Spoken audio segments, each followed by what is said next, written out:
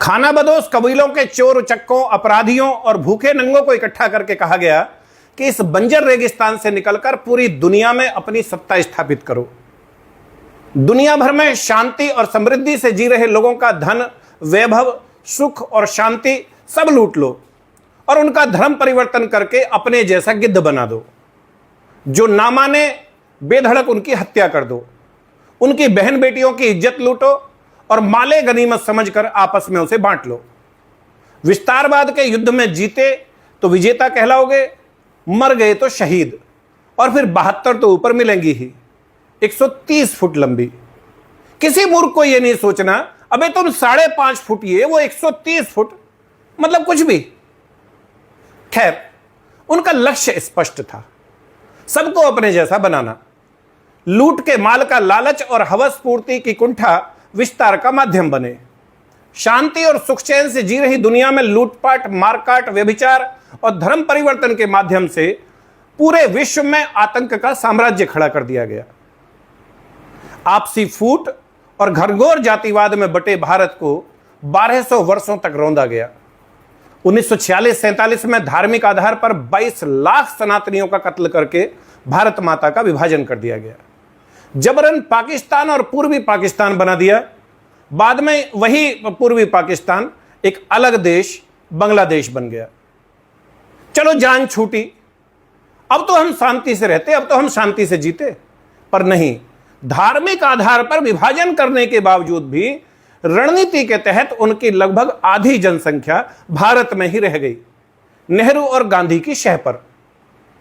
भारत में बचे रह गए उन लोगों की एकजुट वोटों के सहारे सत्ता में बने रहने के लालच के कारण नेहरू ने उनकी अंधाधुंध बच्चे पैदा करने की साजिश की ओर से अपनी आंखें मूंदे रखी।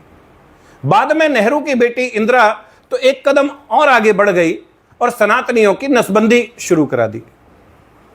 लगभग 40 साल चले परिवार नियोजन कार्यक्रम का परिणाम यह हुआ कि आज सनातन समाज का युवा एक बच्चे तक सीमित रहने लग पड़ा है।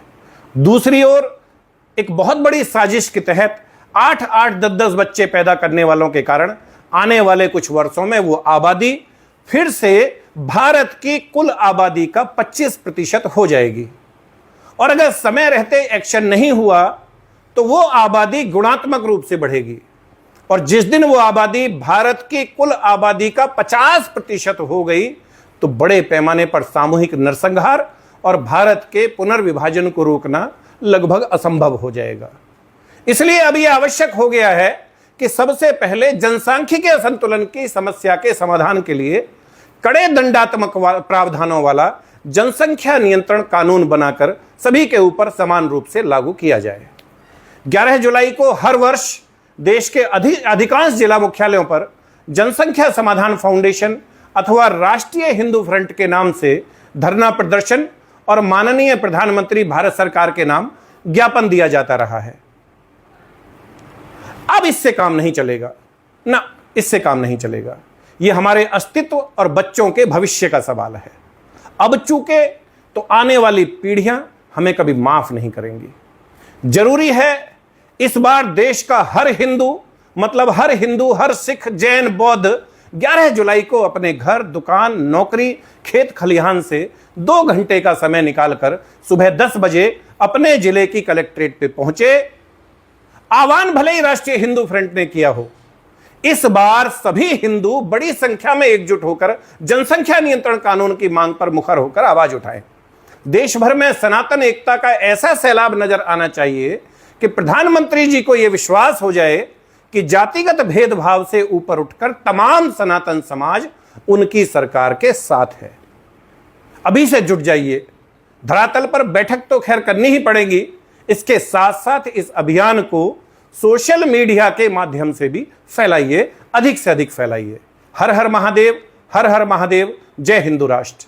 और हां, कोई भी जानकारी अगर लेनी हो तो please feel free to contact us on 93-100-73539 और 9810809050। धन्यवाद।